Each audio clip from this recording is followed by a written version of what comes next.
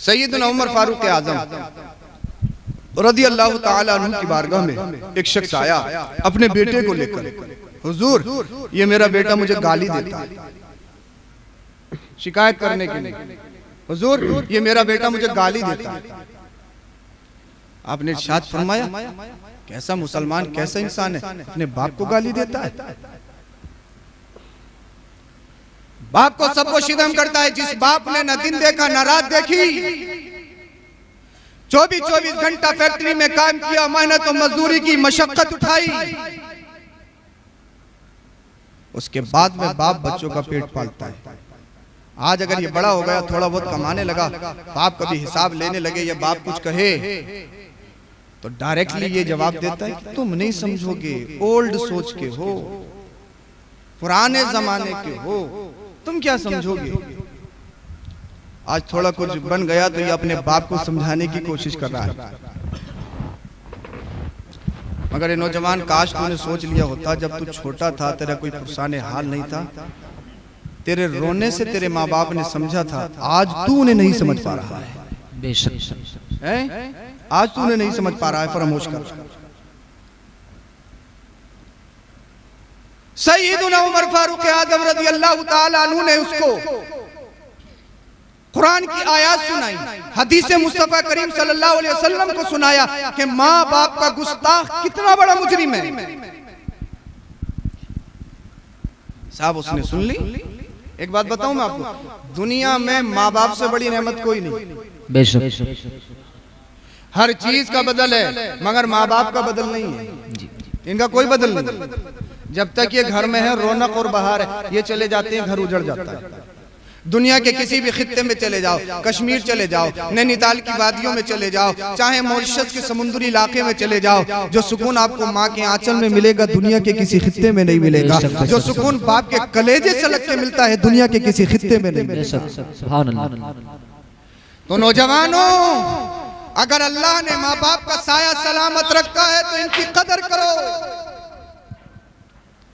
हर चीज से पहले माँ बाप हैं। और अल्लाह के रसूल सल्लल्लाहु अलैहि वसल्लम ने तो यहाँ तक इरशाद फरमाया, अगर माँ बाप नॉन मुस्लिम गैर मुस्लिम हो और दीन के आड़े न आते हो तब भी उनकी फर्मा बरदारी करो और उनके साथ अच्छाई से पेश आओ। मुसलमान ना हो तब और मुसलमान मोमिन हो तब। किसने बताया ये? अल्लाह के रसूल सल्लल्लाहु अलैहि वसल्लम। सैयदना उमर फारूक आजम ने बच्चे को डांटा, फटकार लगाई। फिर वो बच्चा कहने लगा, हुजूर अगर इजाजत हो तो मैं कुछ कहूं? हाँ कहो, तुम भी कहो। वो बच्चा कहने लगा, हुजूर ये बताइए क्या सारे हुकूक अब्बा के ही हैं या अब्बा के ऊपर भी बच्चों के कोई हक हैं? हाँ, ये सोचने वाली बात है, फिक्र करने वाली बात है। तरबियत के ताल्लुक से ये प्रोग्राम रखा गया, उसी के अकॉर्डिंग चंद बातें मैं आपकी गोशगुजार कर रहा हूँ। बच्चों पर ही सारे हक हैं या माँ बाप के लिए भी बच्चों पर कुछ हक हैं? सैयदना उमर फारूक आजम ने इरशाद फरमाया, बाप पर 3 फर्ज हैं। कितने? नंबर 1 100 बीघे जमीन खरीदना, नंबर 2 1 करोड़ की बिल्डिंग बना के देना, नंबर 3 अच्छी गाड़ी खरीद के देना। ये 3 फर्ज हैं बाप पर। बच्चा शराबी हो चलेगा, जुआरी हो चलेगा, कान छीदा हो चलेगा, कपड़े फटे पहनता हो चलेगा, बाल इधर से सफा उधर से सफा सिर्फ बीच में रखता हो चलेगा, ये सब चलेगा। ये 3 फर्ज बाप ये सोच रहा, बस यही है।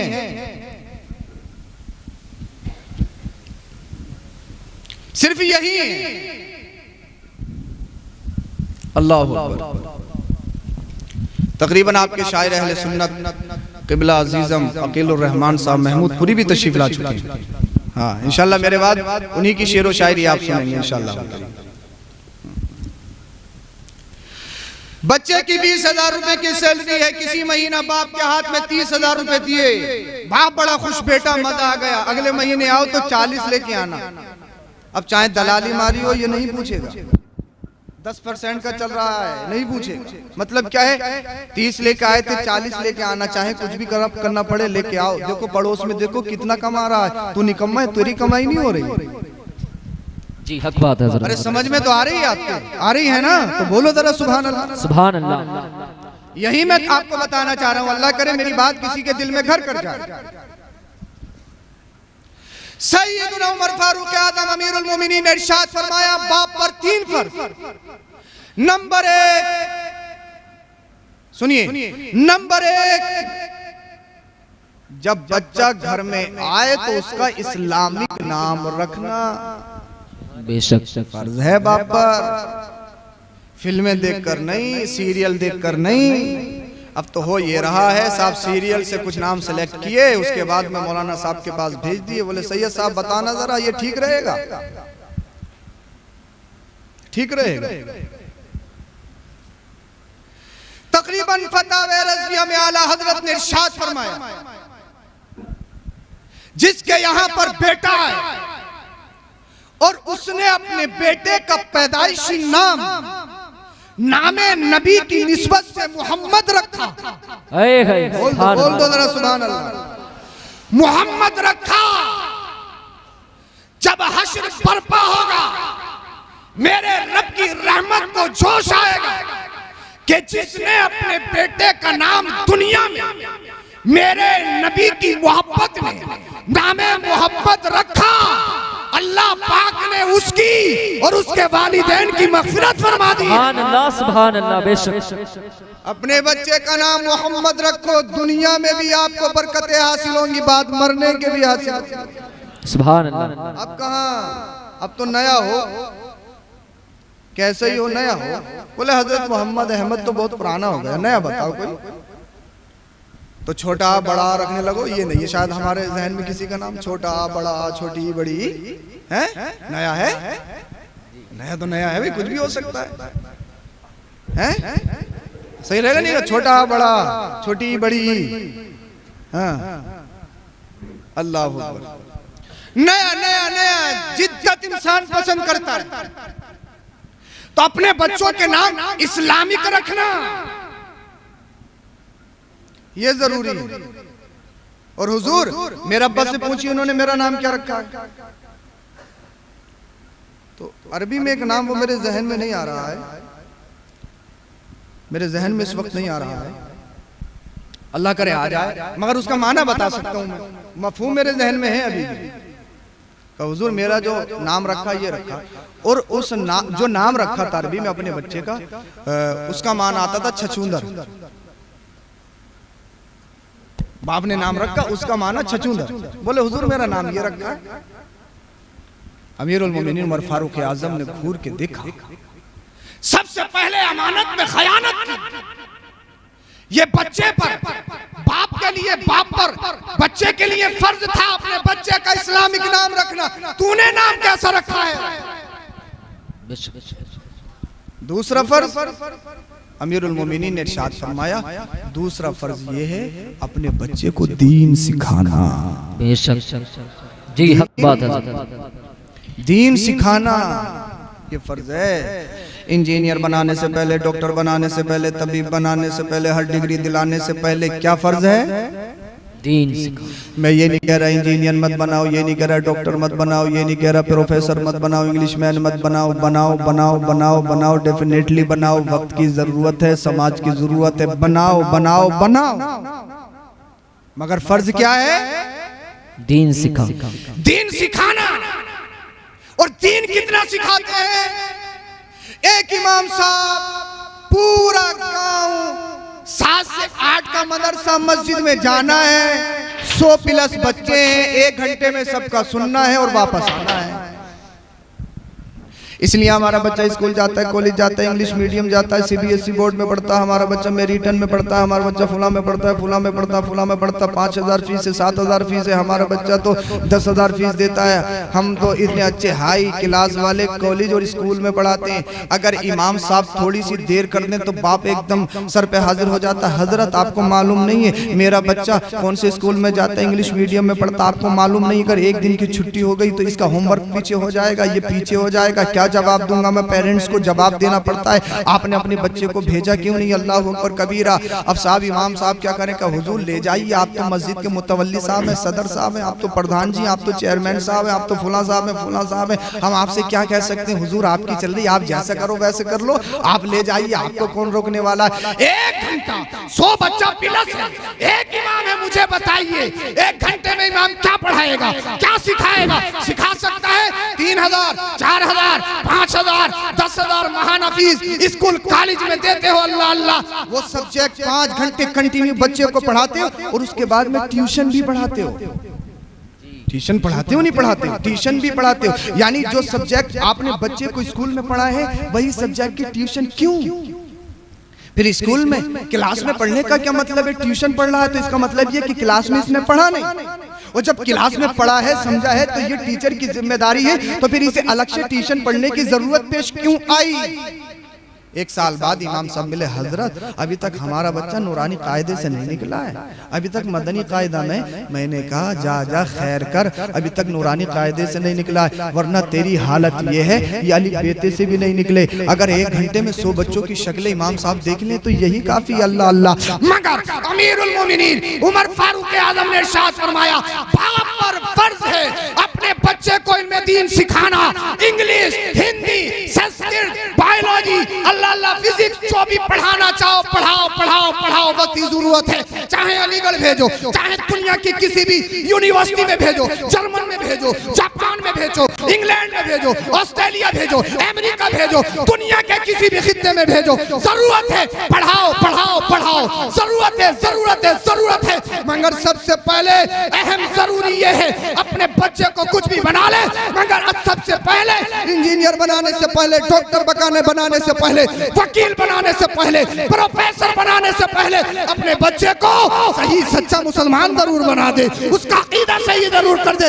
इसलिए अगर तूने अपने बच्चे को कुरान पढ़ाया हो, अपने बच्चे को हदीस पढ़ाई हो, और फिर अल्लाह करे तेरा बच्चा जज बन जाए, अल्लाह करे तेरा बच्चा अल्लाह अल्लाह अदालत की कुर्सी पे बैठ जाए, अब कोई फैसले का मसला आया, अल्लाह अल्लाह, अब तेरा बच्चा रिश्वत की बुनियाद पर फैसला नहीं करेगा, पैसा लेकर फैसला नहीं करेगा, सत्ता के दबाव में फैसला नहीं करेगा, तेरा बच्चा मालदारी और अमीरी को देखकर फैसला नहीं करेगा, अदालत की कुर्सी पे बैठा है। जब उसने कुरान को पढ़ा होगा, जब उसने हदीस को पढ़ा होगा, शरअ पे अमल किया होगा, तो अल्लाह ऐलान कहेगा हमारे यहाँ फैसले रिश्वत की बुनियाद पर नहीं किए जाते हैं, हमारे यहाँ फैसला अगर किया जाता है तो कुरान और हदीस के मुताबिक किया जाता है। सुभान अल्लाह सुभान अल्लाह। नारे तकबीर, नारे तकबीर, नारे रिसालत, नारे रिसालत। सैयद अफरोज मियां साहिब क़िबला, सैयद अफरोज मियां साहिब क़िबला, नारे तकबीर, नारे रिसालत।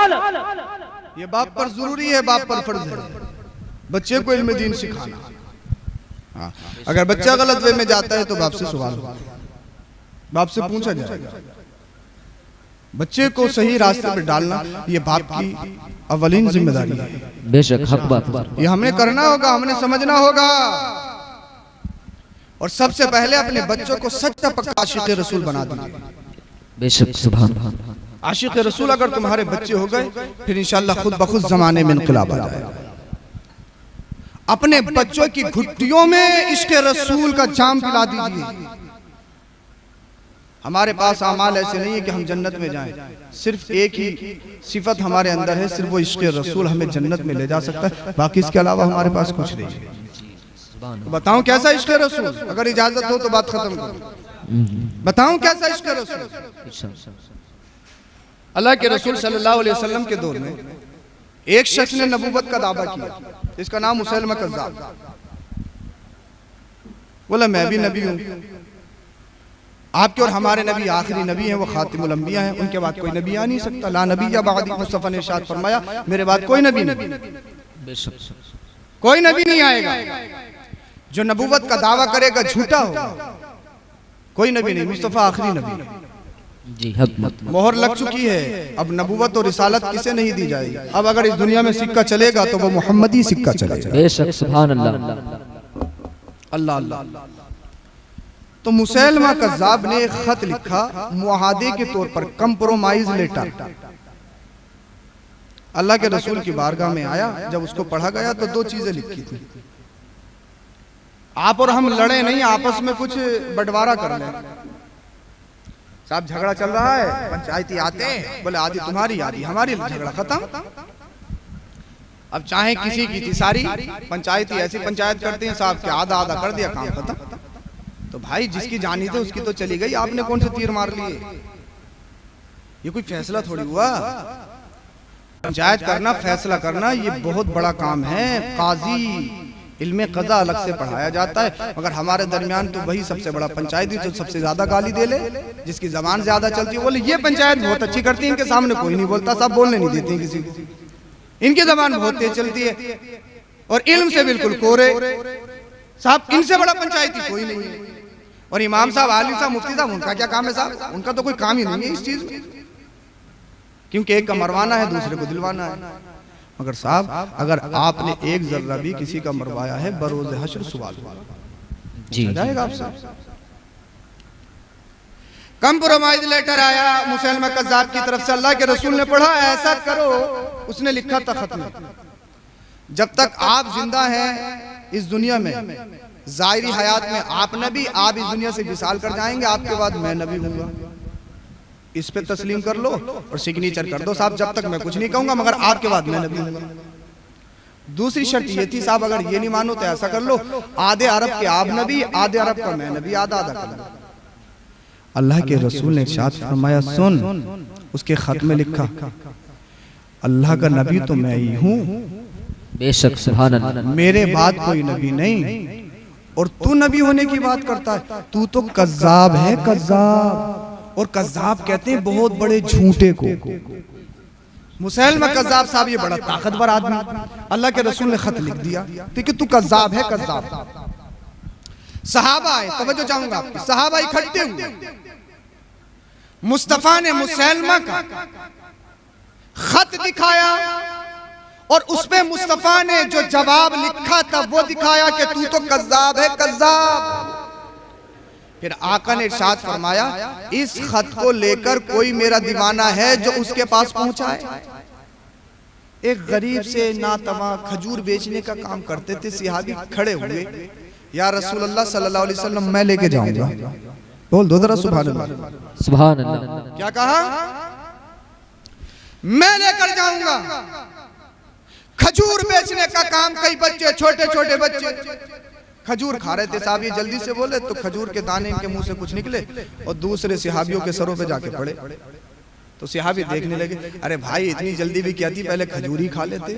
तो सिहाबी क्या कहते हैं, तुम्हें मालूम नहीं, अगर मुझसे पहले कोई और खड़ा हो जाता तो, मुझसे पहले अगर कोई और बाजी ले जाता तो। अब तवज्जो चाहूंगा, खत में जो काबिल महल इस्तिशहाद बात है, काबिल गौर बात है, वो क्या है? खत लेके जाना था किसके पास? मुसैलमा के पास। और अल्लाह के रसूल ने मुसैलमा को क्या लिखा था? कज़्ज़ाब, सबसे बड़ा झूठा। जो आदमी सत्ता हो और उसकी मजम्मत बयान करो और खत में, और फिर कोई खत लेके जाए तो ये छोटी बात नहीं, बहुत बड़ी बात है। इसे लेकर कौन जाएगा? गुर्दा किसमें है? वो सिहाबी खड़े हुए। अल्लाह के रसूल ने इरशाद फरमाया, मेरे गुलाम, जब मुसैलमा के पास ये खत लेके जाएगा, खत पढ़ेगा, तो हो सकता है जब वो कज़्ज़ाब लिखा हुआ देखे तो गुस्सा आए, गुस्से में तुझे नुकसान पहुंचा सकता है, गुस्से में तुम्हारे हाथ पैर काटे जा सकते हैं, कहीं कमजोर तो नहीं पड़ोगे? अल्लाह के रसूल ने फरमाया कहीं कमजोर तो। वो मुस्तफा के दीवाना सिहाबी रसूल कहते हैं, या रसूल अल्लाह, इस गुलाम को इजाजत दो, ये गुलाम बता देगा कि गुलामी कैसे की जाती है, दुनिया में गुलाम कैसे होते हैं। अल्लाह के रसूल सल्लल्लाहु अलैहि वसल्लम ने वो खत दिया और साथ में नेजा दिया। अब ये कमजोर से सिहाबी थे, ऐसे उठे जैसे कि मैदान में कोई शेर आ गया हो। सुभान अल्लाह। मैदान में कोई शेर आ गया हो, शहसवार आ गया हो, कोई जंगजू लीडर आ गया हो। अल्लाहु अकबर कबीरा। मुसैलमा के पास पहुंच गए, दरबारी मौजूद हैं। कहा किससे मिलना? कहा तुम्हारे लीडर, तुम्हारे आका मुसैलमा से मिलना है। कि साहब मुसैलमा के सामने लाया, पेश किया गया। मुसैलमा तख्त नशी है, कुर्सी पे है, इधर खादिम है, उधर खादिम है हजरत अल्लाह के रसूल सल्लल्लाहु अलैहि वसल्लम के सहाबी जिनका नाम हजरत हबीब इब्न ज़ैद रज़ियल्लाहु ताला अन्हु है। गए डर के नहीं, गर्दन झुका के नहीं, बल्कि शेर की तरह और अपने नेज़े को इतनी जोर से जमीन पे नस्ब किया कि मुसैलमा भी थरथरा गया। मुसैलमा थरथरा गया। मुसैलमा कहने लगा, कौन, किसमें इतनी हिम्मत, किसमें इतनी जुर्रत मेरे दरबार में इस अंदाज से आना।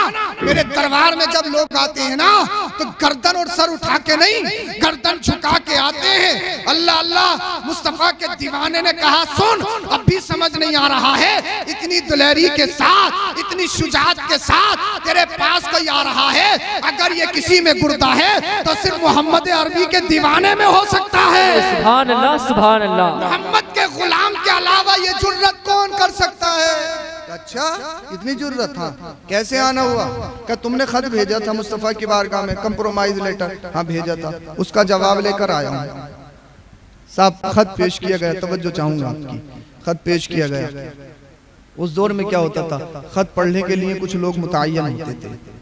साहब बुलाया गया खत पढ़ाने वाले को, आया, उसने खत पढ़ना शुरू किया, पढ़ता रहा। अल्लाह के रसूल का जवाब आ गया कि तू नबी नहीं हो सकता, नबी तो मैं हूँ, और तू सुन ले मुसैलमा, तू कज़्ज़ाब है, कज़्ज़ाब।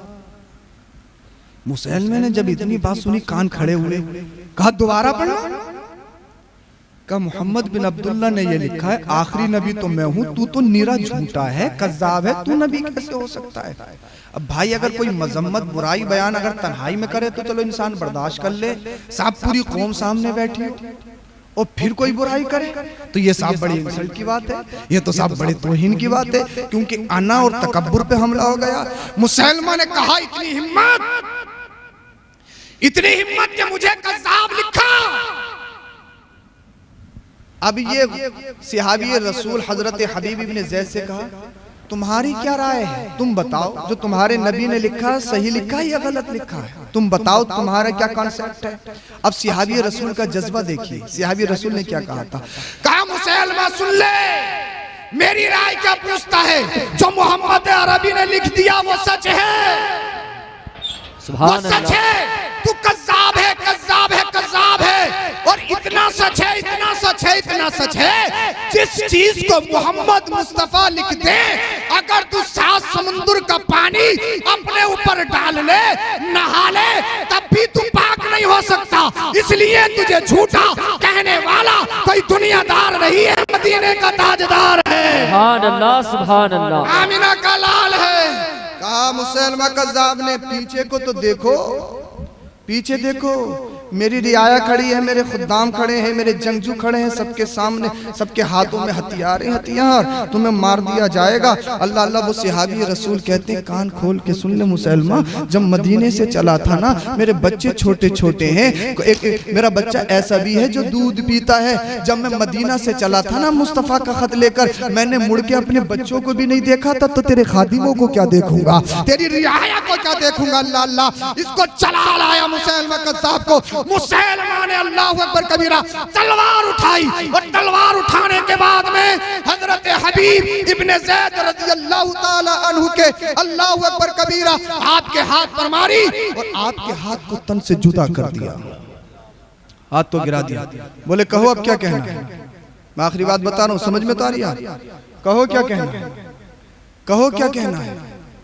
हजरत हबीब इब्न ज़ैद मुस्कुराए, बोल दो सुभान अल्लाह, सुभान अल्लाह। मुस्कुराए, मुस्कुराए, कहा मुझसे पूछता है क्या कहना है, ये हाथ नहीं, अगर मेरा ये वाला हाथ भी काट दे तो तू कज़्ज़ाब है, कज़्ज़ाब।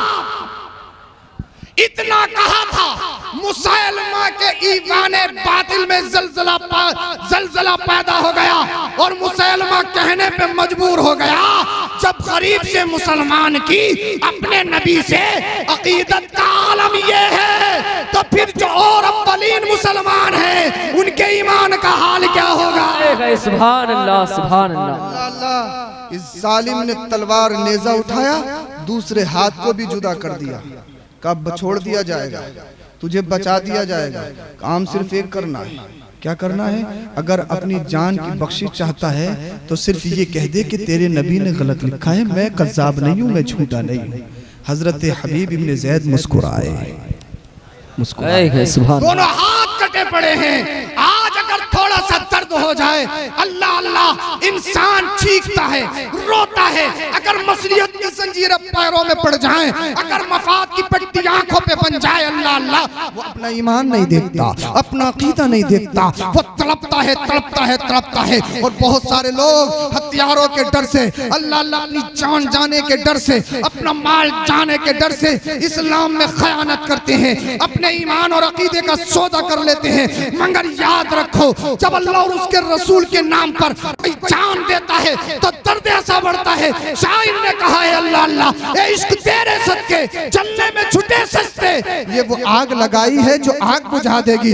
जितना जुल्म कर रहे हो, नबी से इतना इश्क बढ़ता चला जा रहा है। इसलिए हमने अपने अपने दामन को, अपने हाथ को किसी दुनियादार के हाथों में नहीं दिया है, मदीने के ताजदार के हाथों में दिया है। अल्लाह अल्लाह, जब सैयदुना हजरत हबीब इब्न ज़ैद रज़ी अल्लाह तआला अन्हु के अज़्म मुसम्मम को देखा, दोनों हाथ कटे पड़े हैं। इतना जुल्म और तशद्दुद, तलवारें सर पर मंडला रही हैं, तलवारें अल्लाहु अकबर कबीरा सर को तन से जुदा कर देंगी।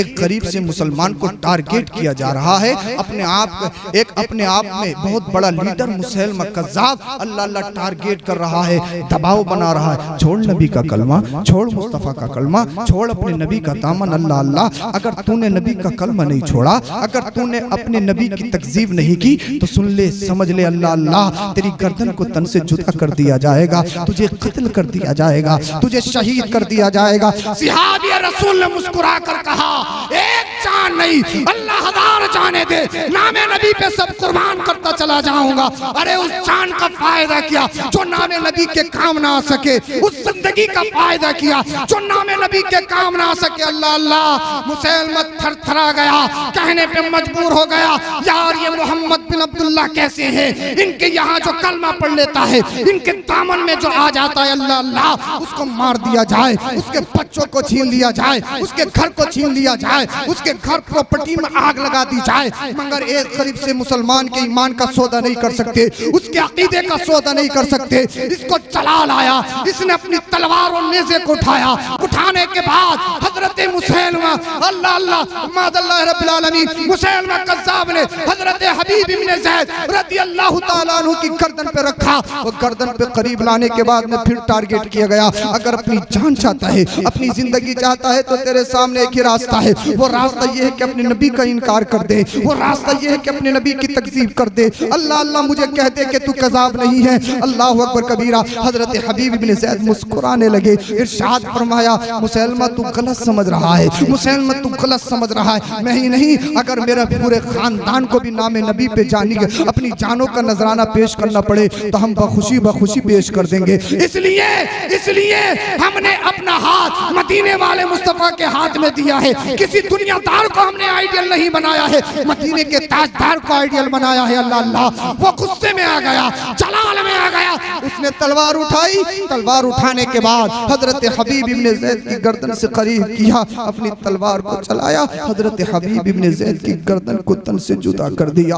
हजरत हबीब इब्न ज़ैद सहाबी रसूल छोटे छोटे बच्चों को छोड़कर इस दुनिया से चले गए, नामे नबी पे जान दे गए। वहां अल्लाह के रसूल ने अपने गुलामों में इरशाद फरमाया, मेरा दीवाना कामयाब हो गया है, उसने अपना हक अदा कर दिया है, मेरा दीवाना कामयाब हो गया। अल्लाह अल्लाह, हजरत हबीब इब्न ज़ैद इस दुनिया से चले गए, शहीद हो गए। मगर उनके हुल्कूम से जो खून के कतरात निकले थे, आज भी तड़प तड़प कर एक पैगाम दे रहे हैं। वो पैगाम ये है, ए उम्मत मोहम्मदिया, जब नबी की इज्जत की बात आ जाए, जब नबी की नामूस की बात आ जाए, जब नबी के दीन की बात आ जाए, अगर कोई तुम्हारे ईमान पर डाका डालना चाहे, अगर कोई तुम्हारे तुम्हारे अकीदे का सौदा करना चाहे तो याद रखना, इन दुनियावी ऐशो इशरत के चक्कर में आके अपने नबी की नामूस पर अल्लाहु अकबर कबीरा कोई आंच ना आने देना।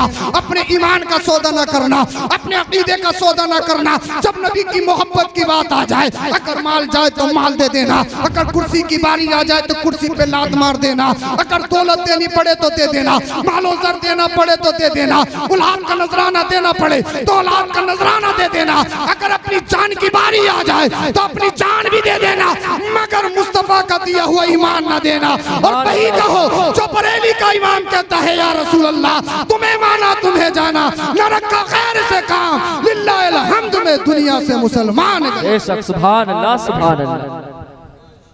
सच्चे पक्के मुसलमान बन जाइए। नबी की मोहब्बत सबसे बढ़ के।